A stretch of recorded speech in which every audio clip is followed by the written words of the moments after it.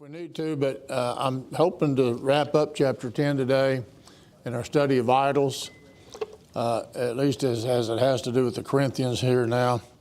So we left off last week in verse 12. Just to remind you what came before there, he took some time to explain to them, he's explaining to the Corinthians, to remind them what took place back in the time of Moses when they crossed the Red Sea, and how that was considered Moses' baptism, you recall, and how they were baptized. And then we talked about fellowship. We're going to talk about that even more today. And so he tells them, leading up to 12 here, that this all was written as an example to you, that you need to learn from this. And in verse 12, he says this: therefore, let him who thinks he stands take heed that he does not fall. Now remember, he's talking to the Corinthians. Who in particular do you think he's talking to?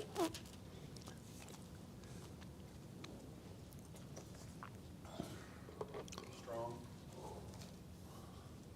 And what do we call them?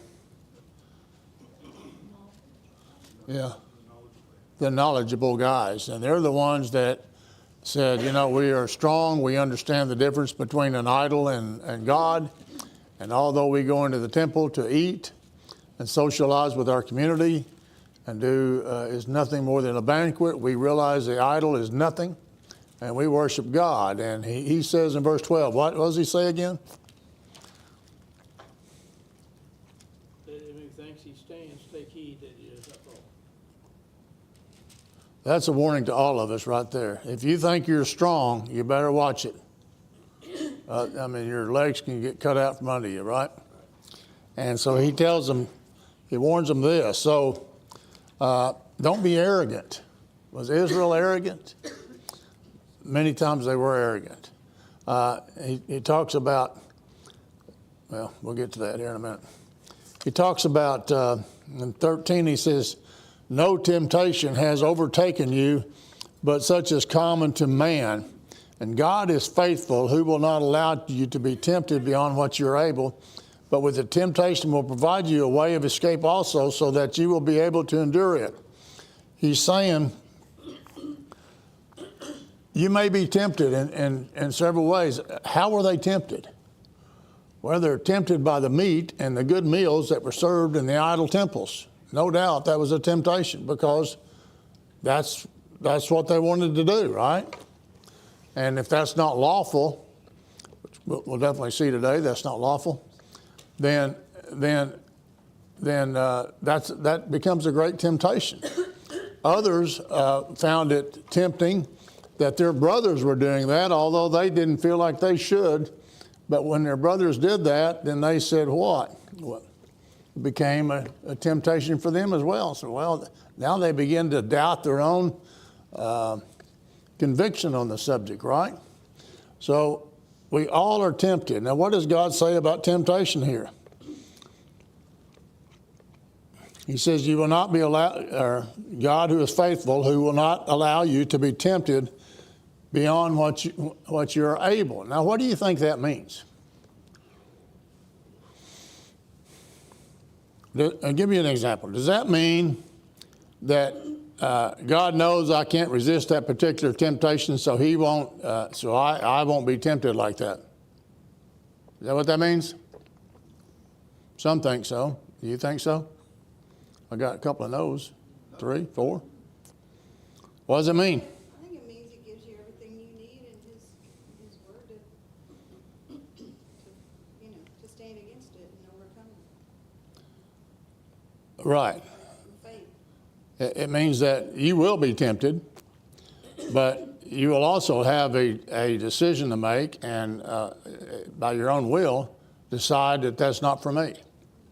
And you are strong enough to do that. He gives you that prayer to talk to him at that moment to get beyond that. He does. So that's important. So now then, perhaps that escape of that temptation is one of you guys, speaking for me, one of you guys. Well, I think he addresses that in these 3 chapters here. Well, he does address that. So that's important as well. So he provides a way of escape so that you'll be able to endure it. So this is something you have to work through. It's not, he doesn't say, oh, this is easy, piece of cake. That's not his point at all. Therefore, my beloved brethren, flee from idolatry. Flee from idolatry. He says it. Why didn't he say that in chapter 8? We'd just be done with this deal. I mean, think about that. 3 chapters now, and he's just now getting around to this. What does it mean, flee from idolatry? What does the word flee mean? Something on a dog, I know. What? Run away. Walk away. Run away or walk away. Is there any source of sense of urgency in that statement? It's running, get away from it because it's dangerous. Yeah, It's not just running away, it's running away because it can hurt you. yeah. Randy, go ahead. Escape. Where'd you get that? Well, perhaps verse 12, right? He said, I'll provide you an escape, right? Okay, that's what I thought you were talking about. I think of Joseph. I try to not read that. That's behind. Don't want to mess you up here, but that's the last verse. I think of Joseph Yeah, in that situation. I mean, you can let your clothes behind, but he's getting out of there. right. Okay, so a sense of urgency, we need to flee from idolatry. Now, he's writing this for us. Here we are in Bridge Creek, America. And he tells us to flee from idolatry. So that's no big deal in Bridge Creek. Right? Is he talking to us? So we better figure out what he's talking about, huh? Flee from idolatry. I speak to you as wise men. You judge what I say. Is not the cup of blessing which we bless a sharing in the blood of Christ? Is not the bread which we break a sharing in the body of Christ? Since there's one bread, we who are many are one body. For all partake of the one bread. Look at the nation of Israel. Are not those who eat the sacrifices share of the altar? Let's stop and talk about a couple of these things. Why are we talking about this?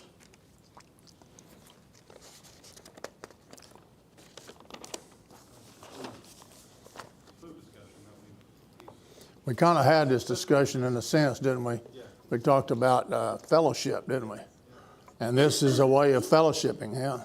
This is a way we fellowship with Christ. How did the people of Moses' time, how did the Israelites, how did they fellowship with Christ? Man on the rock, water from the rock. Water from the rock. It tells us that directly, doesn't it? So they had a fellowship with Christ. We have a fellowship with Christ. Talks about it here. And so is not the cup of blessing which we bless a sharing in the blood of Christ? Any question what that means? Are we sharing in the blood of Christ? Every week, right? Okay, so when you do that, does that mean on Saturday night we eat at the temple? I'm talking about the idol temple. That's the problem, isn't it? That's the problem. Saturday nights, they were eating at the temple. Sunday mornings, they would go and share in the communion with Christ. That's a problem. That's a big problem.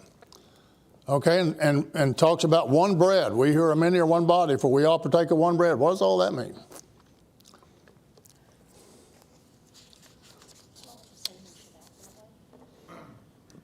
But symbolizes unity. The unity. Yeah. And we're all part of one body, the body of Christ. What about Israel? Same. Okay, so what about Corinthians?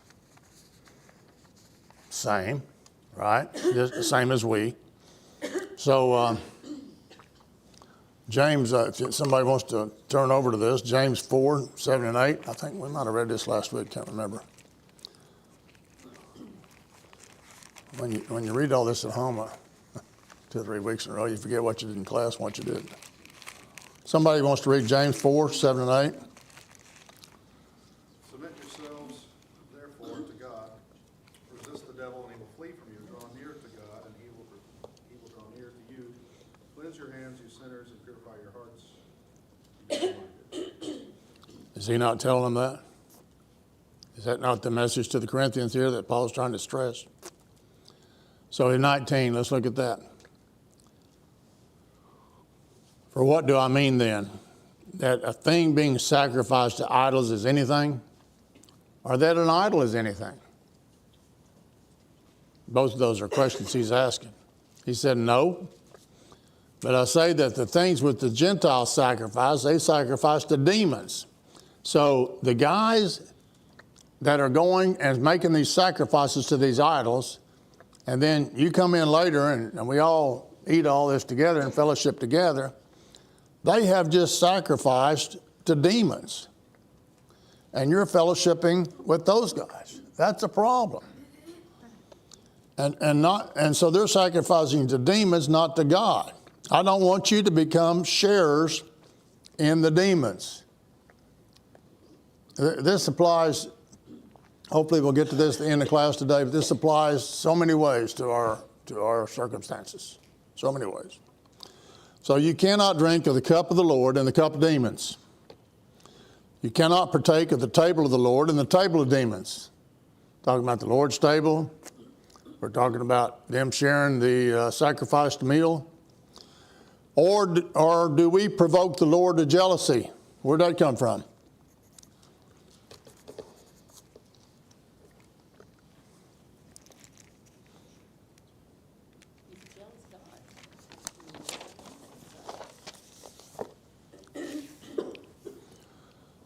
Well, Vicki, I thought I had a verse that told us that.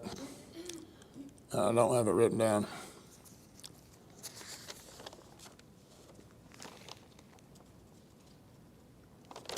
But he told the Israelites that as well, didn't he not? I'm a jealous God. And we're provoking the Lord to jealousy. When the golden calf was created, was God provoked to jealousy? What did he tell Moses?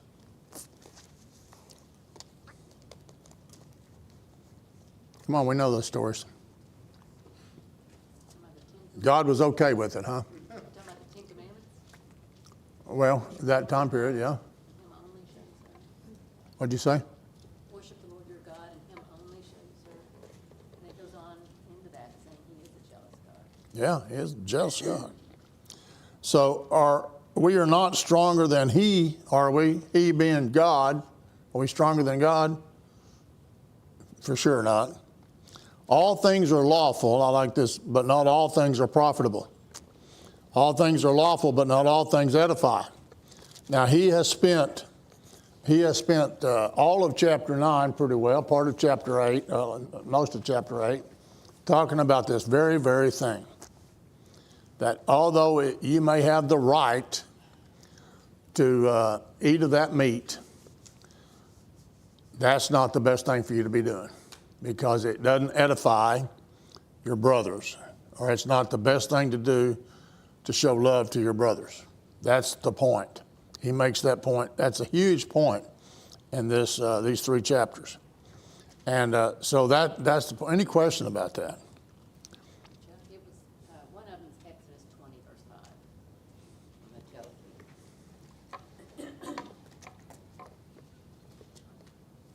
I thought you were just going to read it. Okay. Oh, So, let no one seek his own good, but that of his neighbor.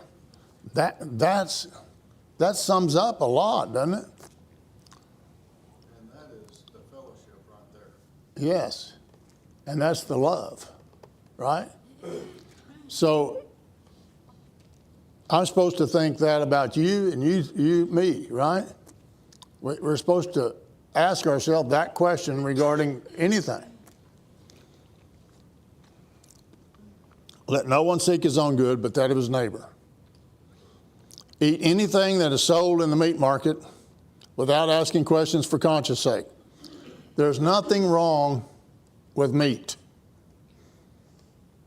That's not the issue. Some want to make it about that. That's not the issue. The issue is that it was sacrificed to idols and that you went there at the altar to eat it. That's the issue. So anything that's sold in the meat market, no big, you don't have to say, you don't have to inquire, hey, was that meat sacrificed to idols? You can ask that if you want to. Now you got a different issue, don't you? But as far as the meat goes, God declares what's clean and what's unclean. So, for the earth is the Lord and all that it contains. If one of the unbelievers invites you and you want to go, eat anything that's set before you without asking any questions for conscience sake. So if your neighbor asks you over to eat, if your neighbor is an idol worshiper, I guess, and you go over to his house and eat it. No big deal. Now, if you take one of your brothers with you and he's worried about it, and said, I bet you that meat's, I'll bet you anything he got that from the temple. I'm going to ask him, hey, did this meat come from the temple? Yep. Now we got a different problem, right? Now it changes everything, doesn't it? So no matter how good that meat is or looks, what's the proper thing to do? Not to eat that meat. Why? He already said there's nothing wrong with the meat. Because it's going to hurt my brother, right? Yeah, where it came from. You know, it hurts your brother, but it also hurts more than that. Because it also hurts your ability to speak to unbelievers regarding, it gives you an opportunity to tell them why, right? But if you're just saying, oh, that's fine, I'll eat it, you know, I'll partake in that, it's not a big deal, then they're just going to think your God, the God you now worship, is just like all the other gods that everybody else worships. And they're okay with you, you know, doing something like that. But it's a window, it's an opportunity to say, no, I know what that means, and it's disrespectful To my God. to my God. Yeah.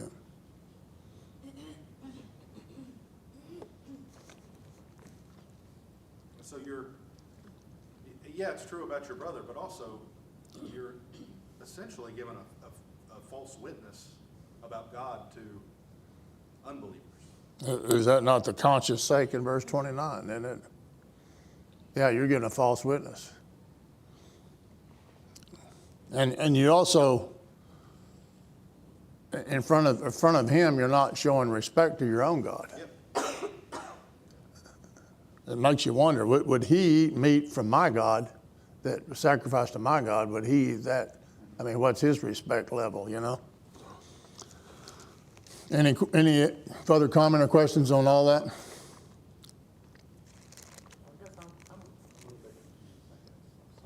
Okay, you want to eat the meat, I know. Let's say I go to this friend's house with a Christian brother, and we both know that it's not sinful to eat that meat. Is it okay to eat that meat? Is that what it's saying, or is it saying? No, it's saying this: if you go to a non-believer's house, and that person serving meat, it's fine to eat that meat.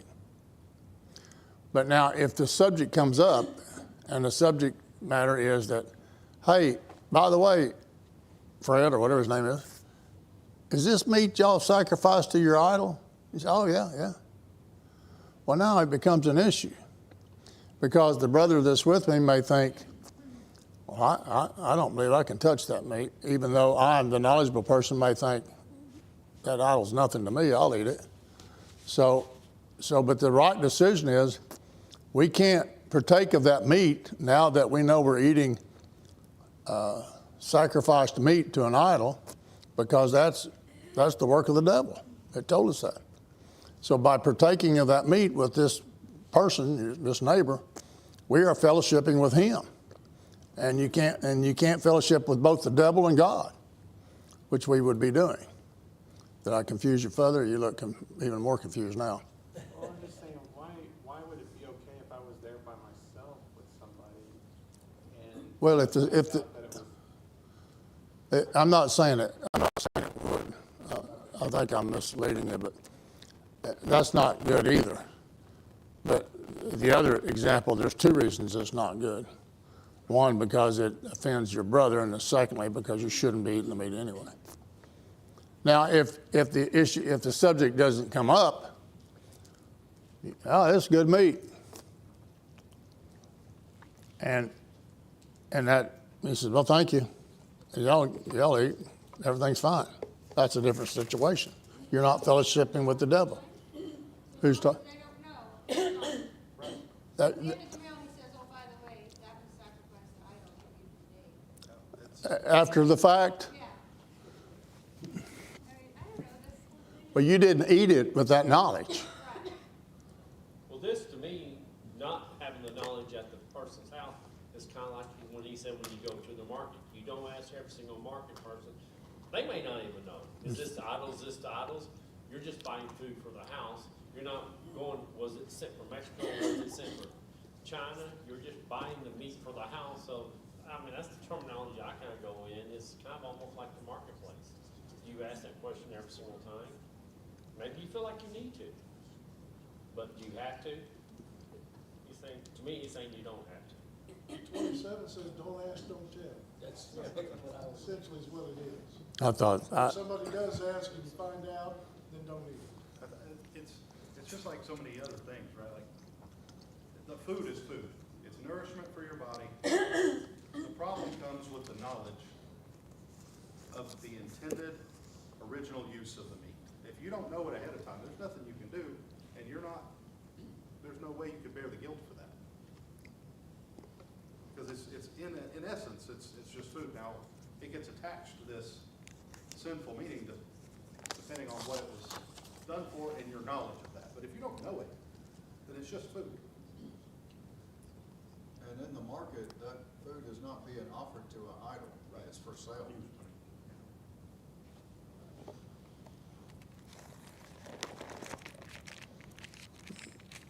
you want to,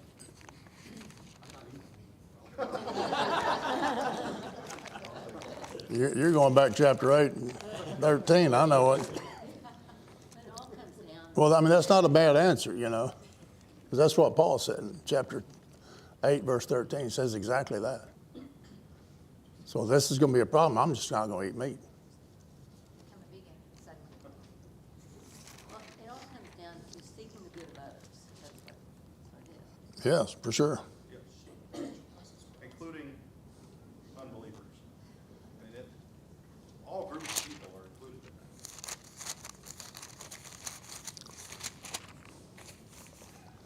in that. Sorry, I'm looking for something here. So before we lose this point here about idols, and Moses warned people about idols in Deuteronomy. I wanted to read that to refresh your memory on this. So go to Deuteronomy 12, starting in 29.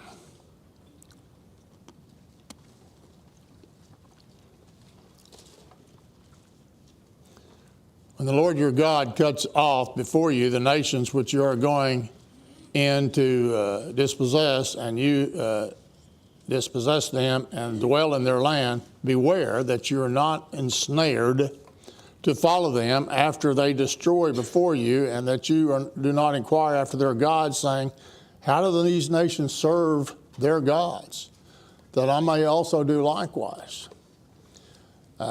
You shall not behave thus towards the Lord of your God, for every abominable act which the Lord hates they have done for their gods, for they even burn their sons and daughters in the fire to their gods.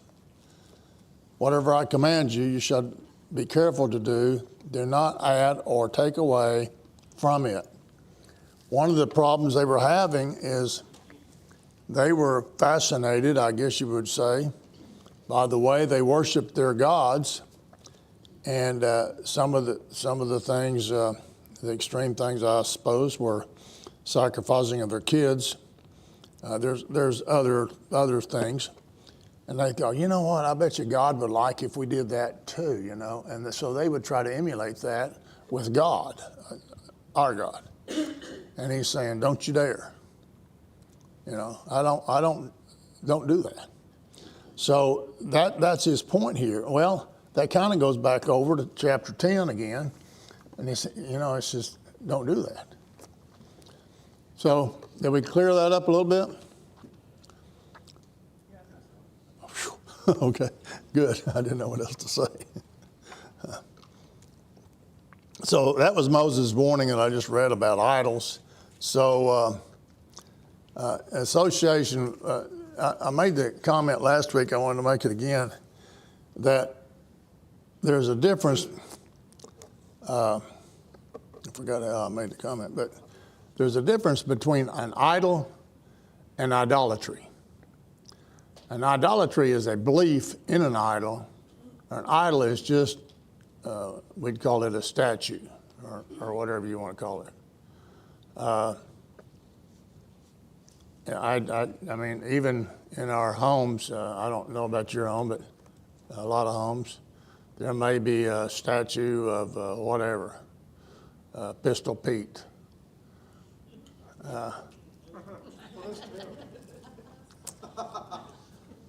Don't eat. Don't ask, don't tell either. So you're saying But you- idol is a noun and idolatry is a verb?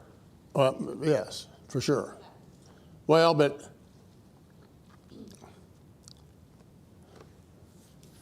there's a difference between idolatry being attached to a piece of meat and idol being attached to a piece of meat. That's kind of the point. Yeah, like You gonna let me go with that one, Brandy? an idol is a crafted or carved, powerless thing made with hands, but it's the demonic, evil intent behind it that draws you away from the one true God. Well, the eating is like a ceremonial thing, though, toward that idol. Well, like we have many ceremonies towards God as well. You know. But, I mean, that's like a worshipful. Yes, very much so. Okay, in association with idolatry, it is fellowship with demons. Idolatry is. It leads to spiritual ruin. Hopefully you see that from examples in the Deuteronomy even. And association with idolatry also is a stumbling block to weaker Christians, as we saw in chapter 8 and through 9. So what's the message here?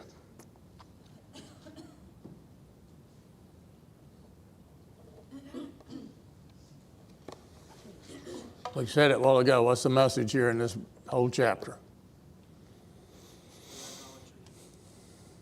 That's it. That's it.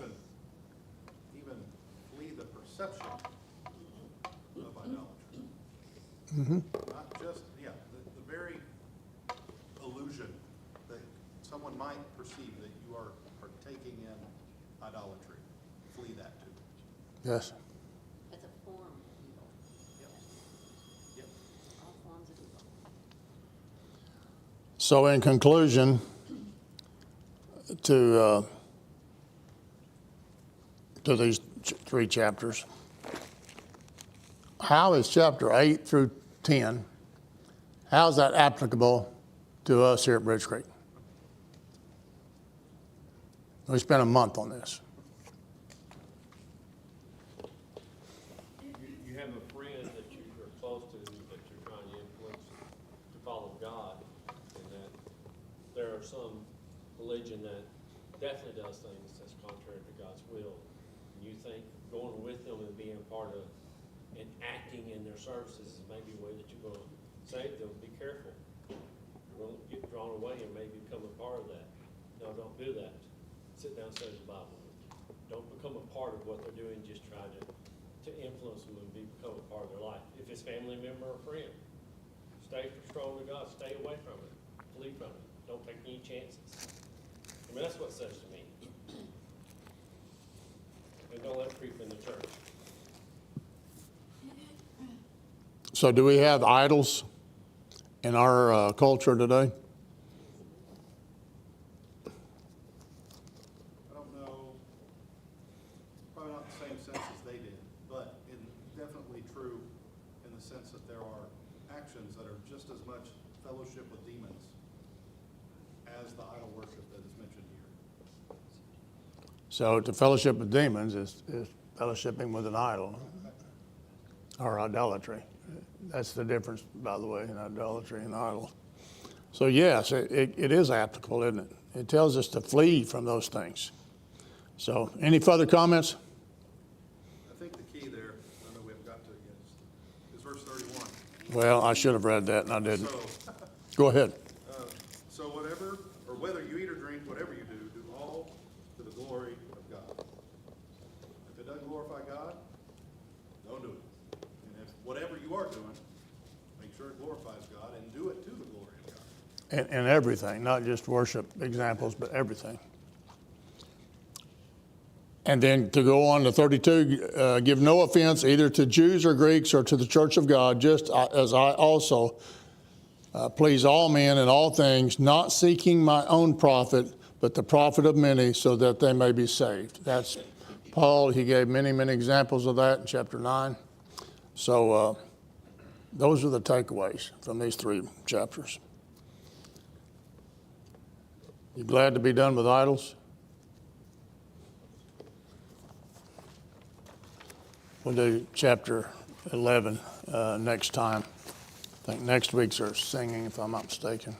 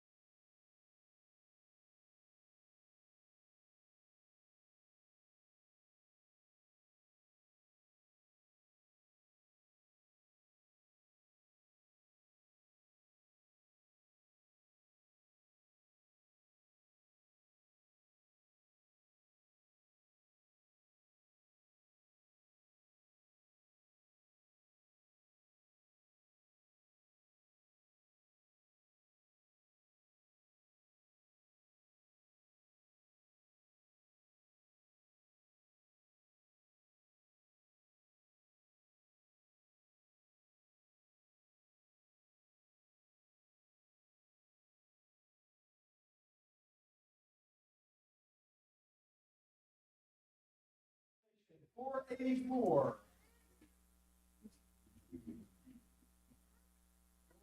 484.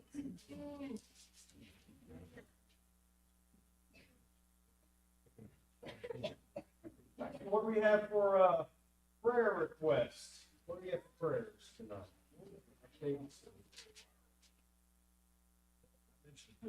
Guys back in me, my brother-in-law, he's got infection in his knee, he just had knee surgery and hasn't been in place. They had to open it back up, and just whatever they do to get the infection out. But he's in the hospital now, either. He'll be on IV antibiotics for 6 weeks. Okay? All right. Joe's been sick since Sunday, she's been on the field. Like a lot of that. Not getting to school, she needs. Okay. My sister-in-law, Tina, lost her mom Sunday, I think was, but it was earlier this week. And on the same day, my sister-in-law married Philip when they had a heart stuff. His wife, they put his dad off life support. Her dad off life support, so he's maybe already passed it now. But I just remember, both of them are stewards, so just remember my sister-in-law. Savannah and Lacey are both. Savannah and Landy are both sick. Sounds like Linda's recovering as well as can be, I think. Sounds like. All in all, doing the trick. But that's your home to keep cooking dinner while you're recovering, right? Got it, man.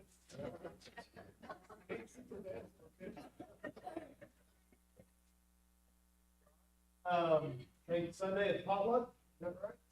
Then I'll buy pizza next Wednesday. Those mine are senior night. What else we got? Anything else? Chesley is 22 months. Chesley, 22 months cancer free, so remember Chesley, so, deal. Okay, well, there's nothing else more. And Vicky will be traveling. Oh, Yes, I am leaving you again. Friday or Saturday? Friday morning. Maybe Friday morning. She's leaving us for a while.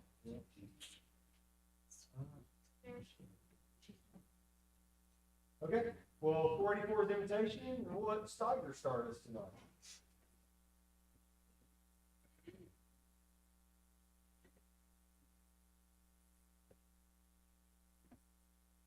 Appreciate it. A, B, C, D, E, F, G, Jesus died for you and me.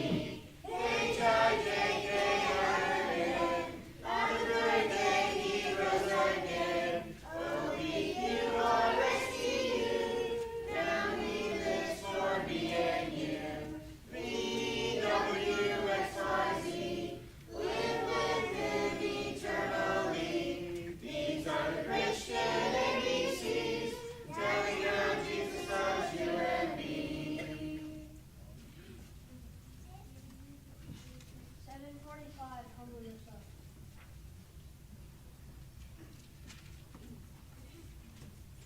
7:45, humble Yourself in the sight of the Lord. Humble yourself in the sight of the Lord. Humble yourself in the sight of the Lord. Humble yourself in the sight of the Lord. And he will lift you up.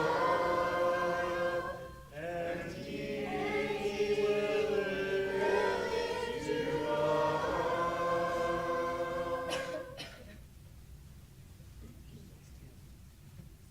9:09, there's time for break.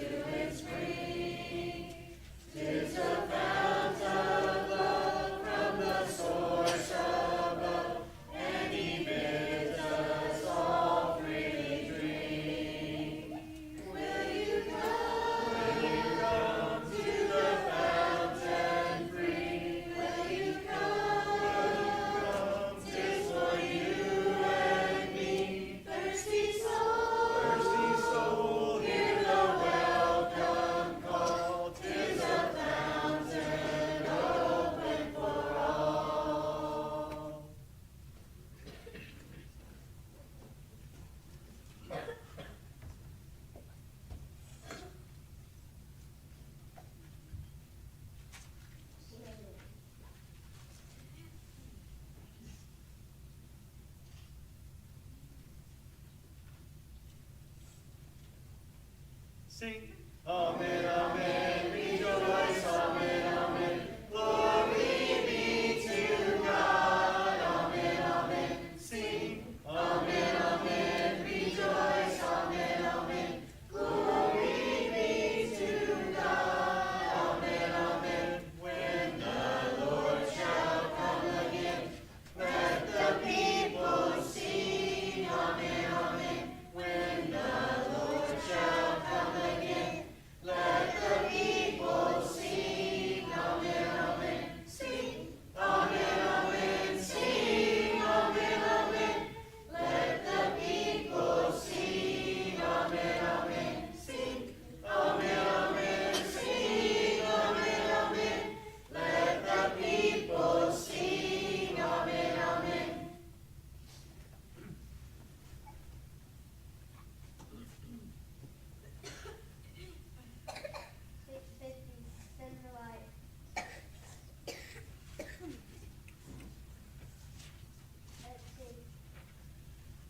There's a call comes ringing for the restless waves and the lights in the light. There are souls to rescue, there are souls to save. Send the light, send the light, send the light.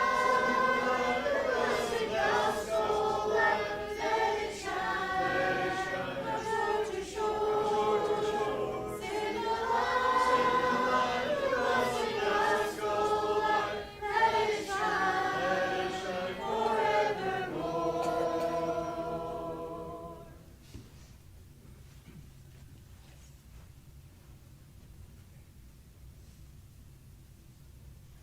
$7.92, my eyes are dry.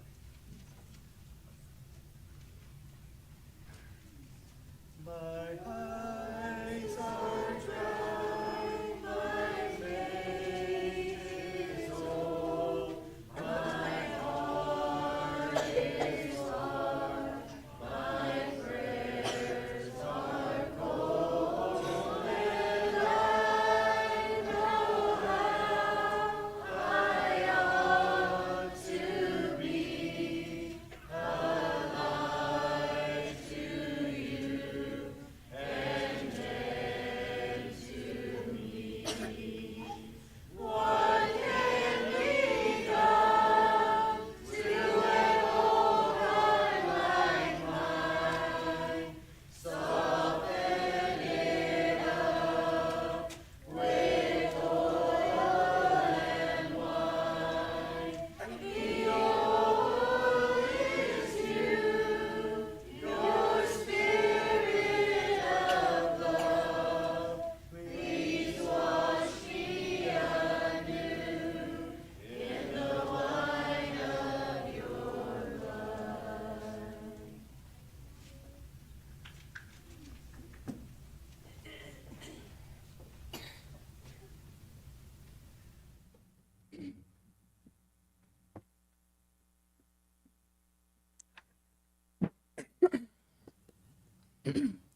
Yesterday, I competed in a powerlifting meet.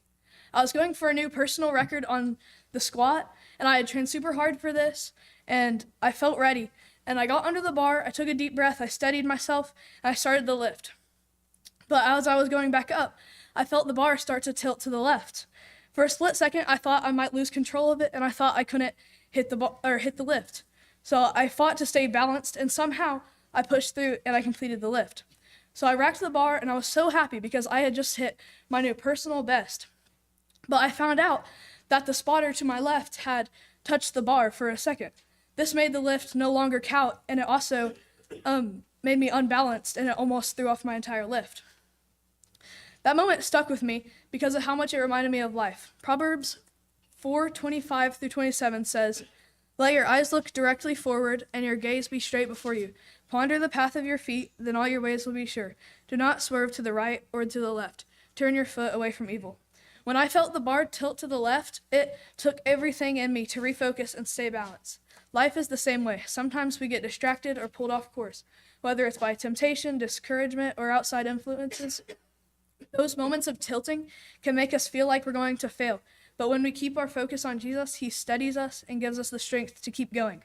At the same time, I couldn't help but think about how the spotter's small touch on the bar impacted my entire lift. He didn't mean to throw me off, he was just doing his job. But that little moment of interference was enough to change the outcome. That's a reminder for us about how we affect the people around us. Whether we mean to or not, our actions and words can influence others. Are we helping people stay focused and steady, or are we unintentionally causing them to stumble? So we need to stay focused on Jesus. Just like I had to fight to keep the bar balanced, we have to fight to keep our eyes on Christ.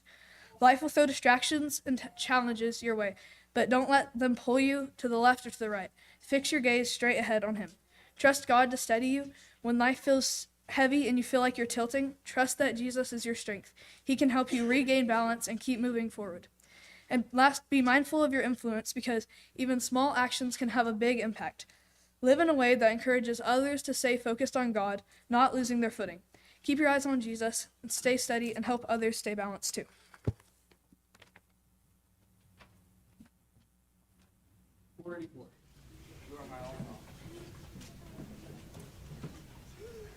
My strength when I am weak, you are the treasure that I seek. You are my all in all.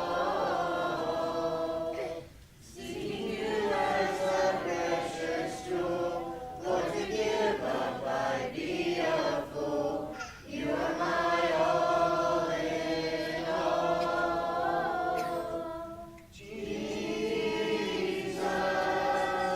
Lamb of God, worthy is your name. Jesus, Lamb of God, worthy is your name. Taking my sin, my cross, my shame, rising again, I bless your name. You are my all in all. When I fall down, you pick me up. When I am dry, you fill my cup. You are my all in all. Jesus,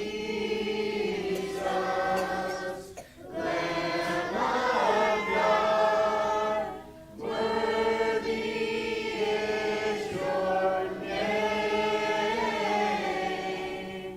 Jesus,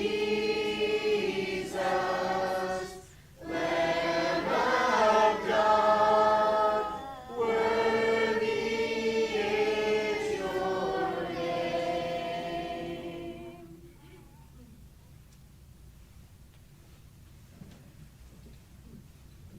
Let's pray. Thank you, God, for this wonderful day that you blessed us with. Thank you for letting us come here to worship you tonight. And please help us to take what we learned tonight and apply it to our everyday life. And please help those who are sick and who are struggling. And please let all of us be able to stay warm during this cold weather. And just forgive us when we fall short. And thank you for your Son, down the cross for free. In Jesus' name. Hi, my name is Jared Pettyjohn. I want to thank you for joining us this morning for worship. I hope it was a blessing to you and yours, and we really want to invite you to join us in person next time. We're thankful you were here. Leave us a comment, let us know, and if you need anything, feel free to call us. Have a great day and a great week.